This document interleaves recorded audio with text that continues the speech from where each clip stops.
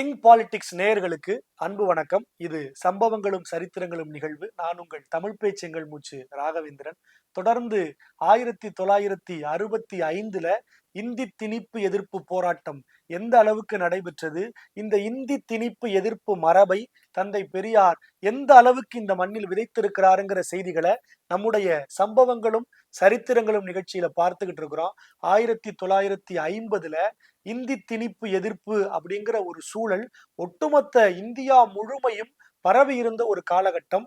1950 ஜனவரி 26 இந்தியாவினுடைய அரசியல் அமைப்பு சட்டம் அரங்கேற்றப்பட்டது.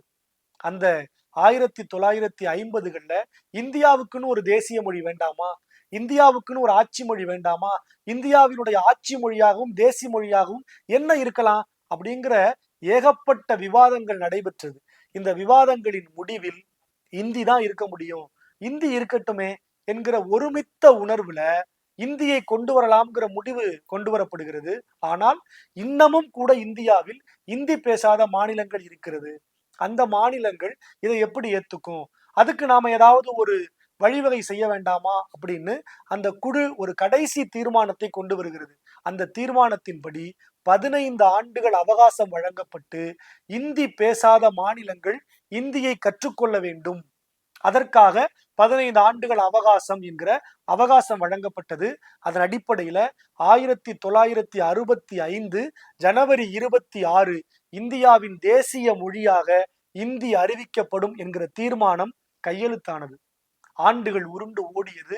தொடர்ந்து இந்திக்கு எதிரான எதிர்ப்பு மனநிலை எல்லா மாநிலங்களிலும் இருந்தது. குறிப்பாக இந்தி பேசாத மாநிலங்களில், தமிழ்நாடு போன்ற எதிர்ப்பு குரல் மிகுந்த மாநிலங்களில் அது இன்னும் அதிகமாகவே இருந்தது.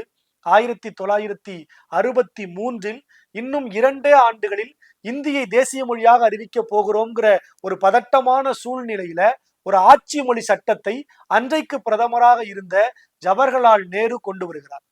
அந்த ஆட்சி மொழி சட்டம் என்ன சொல்லுது அப்படின்னா, இந்தி பேசாத மற்ற மாநில மக்களின் மன உணர்வுகளை புரிந்து கொண்டு அவர்களுக்கு உதவுகிற வகையில், அவர்களுக்கு பயனளிக்கிற வகையில் இந்தி மட்டும் தேசிய மொழி அல்ல, இந்தியுடன் ஆங்கிலமும் தேசிய மொழியாக தொடரலாம் என்கிற ஒரு ஆட்சி மொழி சட்டத்தை 1963 கொண்டு வருகிறார்.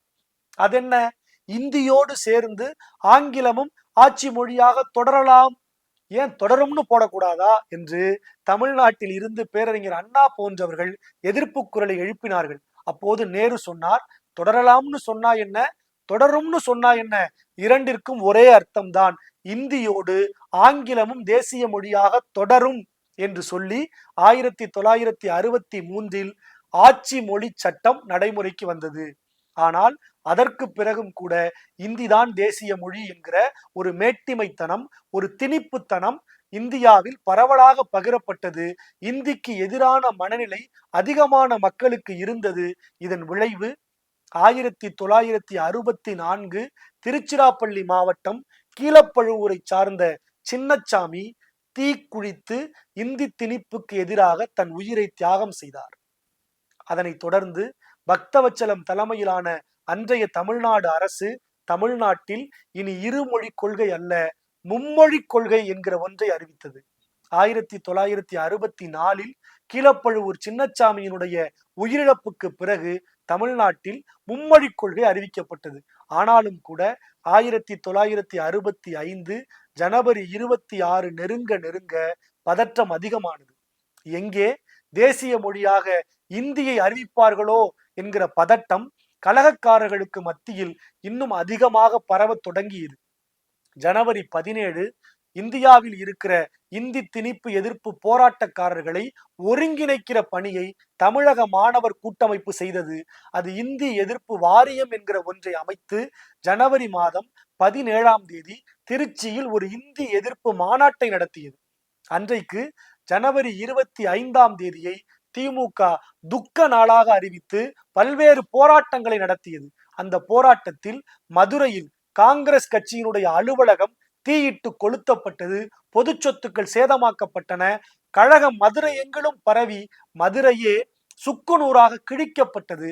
சென்னையில் போராடிய அறிஞர் அண்ணா உள்ளிட்ட 3000 திமுக பிரமுகர்கள் கைது செய்யப்பட்டார்கள், போராட்டம் அடுத்த கட்டத்தை நோக்கி நகர்ந்தது.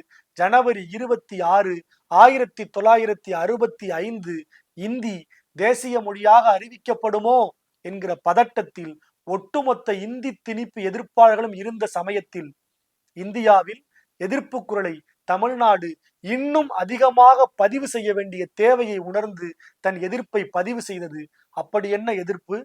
அடுத்து என்ன நடந்தது? இந்தி இந்தியாவின் தேசிய மொழியாக அறிவிக்கப்பட்டதா? இந்தி திணிப்பு எதிர்ப்பு போராட்டம் வெற்றி பெற்றதா? தொடர்ந்து நாளைய சம்பவங்களும் சரித்திரங்களும் நிகழ்வில் பார்க்கலாம். அதுவரை உங்களிடமிருந்து விடைபெறுவது உங்கள் தமிழ் பேச்சு எங்கள் மூச்சு ராகவேந்திரன். நன்றி.